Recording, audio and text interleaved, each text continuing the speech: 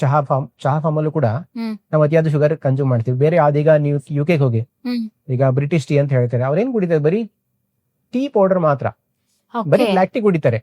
ನಮ್ ತರ ಈ ದಿನಕ್ಕೆ ಒಂದ್ 5-6 ಸಲ ಅಲ್ಲ, ಟೀ. ಅವ್ರು ಬರೀ ಟೀ ಕುಡಿತಾರೆ. ಅಂದ್ರೆ ನಮ್ ತರ ಇದು ಮಾಡಲ್ಲ, ಪಾಯಸ ಮಾಡಲ್ಲ. ಟೀ ಅಂದ್ರೇನು, ನಮ್ದು ಟೀ ಪಾಯಸ. ಹಾ, ಟೀ ಪಾಯಸ ಇದೆ ಅಂದ್ರೇನು, ಹಾಲ್ ಹಾಲ್ ಹಾಕ್ತಿವಿ, ಹಾಕ್ತಿವಿ, ಸಕ್ಕರೆ ಶುಗರ್ ಹಾಕ್ತಿವಿ. ಹಾಕ್ತಿವಿ. ಈಗ ಟೀ ಕುಡಿತೀವಿ ನಾವು. ಹ್ಮ್.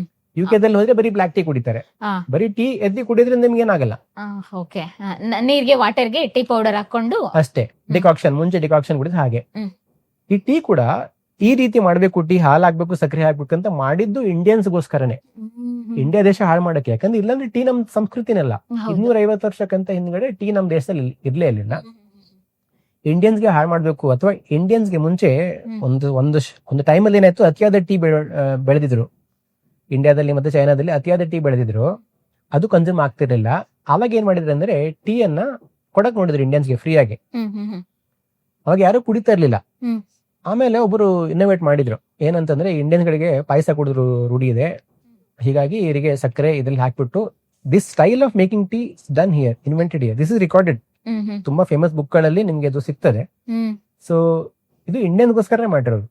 ಇವಾಗೇನಾಗುತ್ತೆ, ಅತಿಯಾದ ಸಕ್ಕರೆ ಹಾಕ್ತಿದೀವಿ, ಅತಿಯಾದ ಹಾಲು ಹಾಕ್ತಿದೀವಿ. ಆ ಹಾಲು ಕೂಡ A1 ಹಾಲು ಹಾಕ್ತಿದೀವಿ, A1 ಹಾಲು ಕುಡಿತಾ ಇದೀವಿ, ಪ್ಲಸ್ ಸಕ್ಕರೆ ಕುಡಿತಾ ಇದೀವಿ. ಒಬ್ಬ ಮನುಷ್ಯ 200-250 ಗ್ರಾಮ್ ಅನ್ವಾಂಟೆಡ್ ಶುಗರ್ ದಿನ ತಗೊಳ್ತಿದ್ದೇನೆ. ಮತ್ತೆ ನಮ್ಮ ಮಾರ್ನಿಂಗ್ ಸ್ಟಾರ್ಟ್ ಆಗದೆ ಕಾಫಿ ಟೀ ಇಂದ.